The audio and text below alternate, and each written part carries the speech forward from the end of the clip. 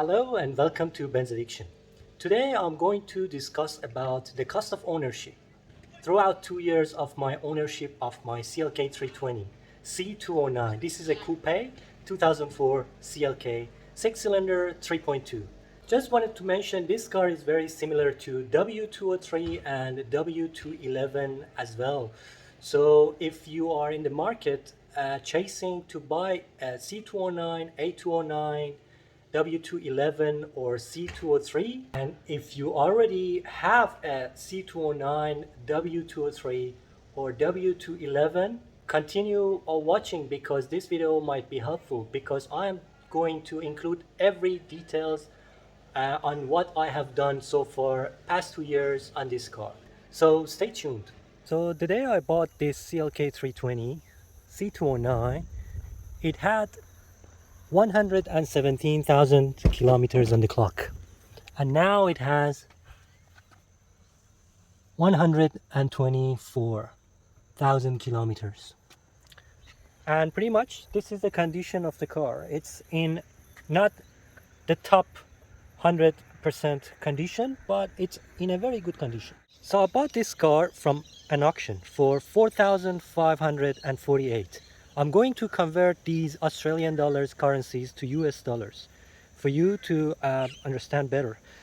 And then I had to purchase a one-day permit for 90 Australian dollars to bring the car to home because the car was pretty much unregistered. Coming from an auction, this car was missing a few parts, just like this glove box was missing, was down to the floor and it was broken. So I had to purchase a new glove box and there was no CD changer inside it. So I bought the glove box and the CD changer for $140 from a local wreckers. And then I had to do all the servicing for the car. I ordered from a website in Europe many parts like brake pads, oil filters, air filters, and consumable like that for $300. After that, I had to replace all the spark plugs. So I replaced the 12 spark plugs on this car.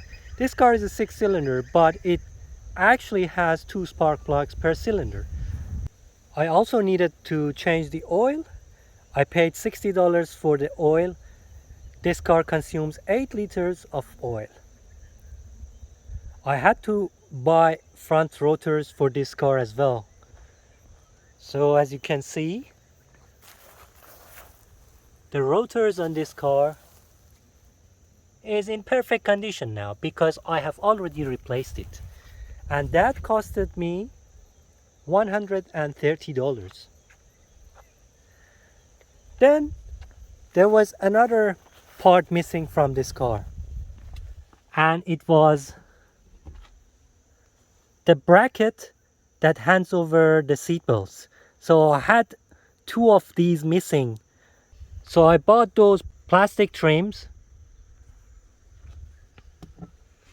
with a control unit for the passenger seat for $115. Then I went ahead and bought transmission fluid for this car, and that costed me $60. I had one more missing part, and it was the trim for the rear bumper. As you can see over here, it's nice, tidy, and brand new. So I bought this trim from eBay for $130, which is not cheap at all. Then I realized that the valve covers of the engine are leaking. So I had to pay another $78 to buy the valve cover gasket and replace them. Then there was another problem with the front and rear bumper. And there was too many dents on the front and rear bumpers at that time. And I painted the front and rear bumper myself. But I paid $155 for the coated paint and resprayed my front and rear bumpers. And as you can see now, They look very good.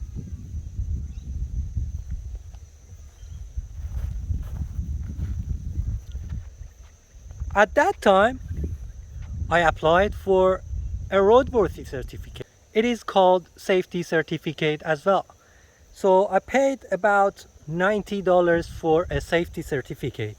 So I can register the car for $460 for 6 months. But some people consider the registration price on their cost of ownership and some people don't. So a few months after, I realized that the transmission has a leak, and it was the transmission plug or the connector of the transmission that was leaking. So I had to buy a plug from eBay, and I paid $30 for the plug. One fault that happened for this car was actually the gear shifter that sent the transmission to limp mode. So I had to find a used gear shifter and replace it, and that costed another $155. I also had to purchase a rack end and a boot for the steering rack of this car, and I paid $70 for that. The last thing I did for this car was I bought a piece of fabric for the sunroof cover or shield of this car, and I paid $20 for that piece of fabric. And as you can see now, it looks very nice. So all in all, my wife drove this car to work and back to home for 2 years. So the cost of ownership of this car so far has been around 6,000 Australian dollars. Also, when I bought this car, it came with 19-inch wheels and tires, which I didn't like, and I replaced them with the 17-inch Mercedes rims with brand new tires. I sold that AMG 19-inch wheels, and I pretty much bought the wheels and brand new tires for the same price. So I didn't spend any money from my pocket for the wheels and tires.